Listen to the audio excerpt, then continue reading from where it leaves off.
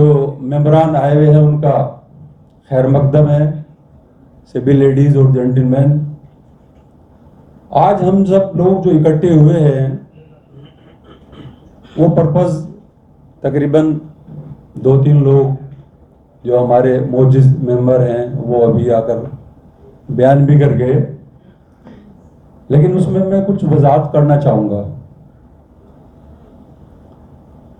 हमारे जो सेंटर है, अब इसके जैसे अब इलेक्शन होने जा रहे हैं, आई थिंक 11 अगस्त उसकी डेट भी जो है अनाउंस हो गई है और उसका इलेक्शन का प्रोसेस भी शुरू हो गया है, 6 तारीख से है। तो ऐसे में अब हमारे सामने एक बात जो अहम मुद्दा है वो है कि सेंटर की बका के लिए, सेंटर के वेलफेयर के लिए और सेंटर को प्रमोट करना और इसको आगे बढ़ाना, इसके एम ऑब्जेक्ट को किसी भी तरीके से उनको अचीव किया जाए, उसके लिए एक अच्छी लीडरशिप की जरूरत होती है। हमारे अबरार भाई सीनियर इंडियन रेवेन्यू सर्विस में काम कर चुके हैं और सेंटर से बड़े पुराने टाइम से जुड़े हुए हैं। हकीम अब्दुल हमीद साहब से के दौर से इनका इस सेंटर से आना जाना रहा है और गालिबन 2 या 3 टर्म जो है ये यहाँ काम भी कर चुके हैं।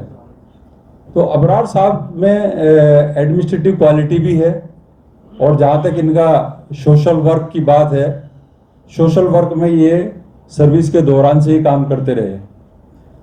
अब बहरहाल हमें एक ऐसी लीडरशिप की ज़रूरत है जो सेंटर के लिए अच्छा काम करे, जिसमें अबरार साहब मैं समझता हूँ कि एक डिजर्विंग कैंडिडेट हैं और वो इसको बहुत अच्छी तरीके से सेंटर को आगे लेके जा सकते हैं।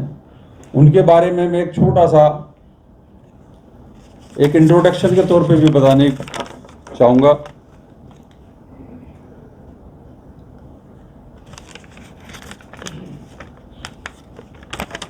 अबरार साहब ने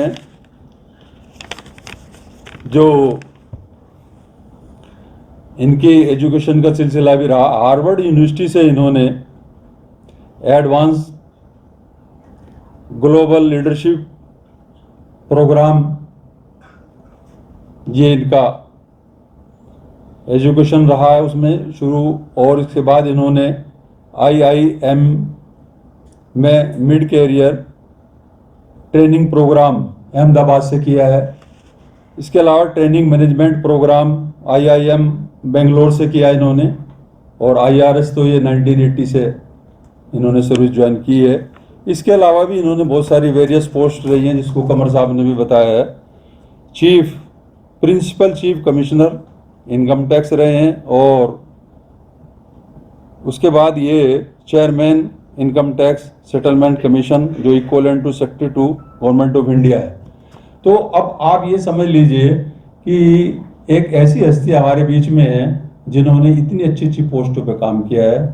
तो हमारे सेंटर के लिए एक ऐसे ही एडमिनिस्ट्रेटर की जिनमें स्किल्ड भी है, जो सोशल, देखिए ऐसे तो बहुत लोग मिल जाएंगे जिन्होंने गवर्नमेंट जॉब की हैं और अच्छी अच्छी पोस्टों पे भी रहे हैं, लेकिन कुछ लोग क्या होता है कि सोशल फील्ड में उनकी कोई दिलचस्पी नहीं होती। मगर अबरार साहब जो है इन्होंने इन चीज़ों को साबित भी किया है। अगर हम किसी को लेकर आ रहे हैं तो पहले हमारे लिए ये भी ज़रूरी है कि उनके पीछे के सोशल वर्क भी देख लिए जाएं कि क्या उन्होंने पीछे भी कुछ किया है, तब हमें उम्मीद बनती है कि हाँ ये आगे भी कर पाएंगे। तो जहाँ तक अबरार साहब का ताल्लुक है उसमें उन्होंने अपने आप को प्रूव किया है कि वो पहले भी सोशल वर्क में दिलचस्पी रखते थे और इनकी आज भी दिलचस्पी है। तो और ये एजुकेशन के मामले में भी अच्छे हैं, उसमें भी एक्सपीरियंस इनका रहा है, सर्विसेज का एक्सपीरियंस रहा है, सोशल वर्क भी रहा है। इन सब बातों के मद्देनज़र मेरी आप सभी से गुजारिश रहेगी कि अबरार साहब इसके लिए डिजर्विंग कैंडिडेट हैं as a president of centre. पिछले दिनों क्या हुआ अबरार साहब ने कभी कुछ नहीं अपने बारे में बताया, लेकिन जैसे अभी बताया गया कि कुछ इस तरह के हालात रहे, तो कई बार आदमी के ऊपर प्रेशर होता है, बहुत सारी बातें होती हैं। लेकिन अभी आपने देखा होगा जनरल बॉडी की मीटिंग हुई, उस मीटिंग में आपने देखा किस कदर हंगामा हुआ, और जो इशू तरीके से सोल्व हो जाना चाहिए था उसको कुछ पर्सनल इंटरेस्टेड लोगों ने होने नहीं दिया। खुसूसन आप देख रहे थे उसमें मेंबरशिप का एक मैटर था कि भाई जो लोग रह गए हैं उनको मेंबरशिप के उनके लिए अलाउ कर दिया जाए कि अपना सब्सक्रिप्शन जमा करें and they should be entitled to cast vote, लेकिन वो सब नहीं होने दिया गया।